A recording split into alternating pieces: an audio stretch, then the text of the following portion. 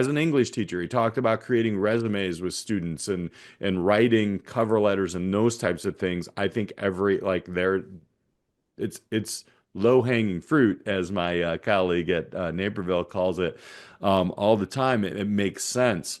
And when you have that profile of a graduate or whatever you want to call it, and you're creating everything towards that, then the transition of whatever a GPA and all that looks like starts to become the whole human walking out of that school in a K through 12 district and seeing that there's a pathway that is viable. I'll keep going back to viable.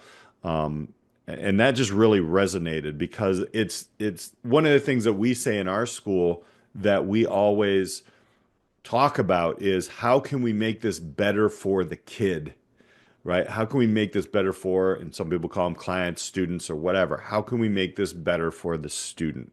And when you say that, it's not for the top tier, quote unquote, and I'm using that like, systematically, that's what the system was built for. But I don't want to be a gatekeeper on this. Like I want more people to hear about, which is why we podcast and do this type of work. But it's like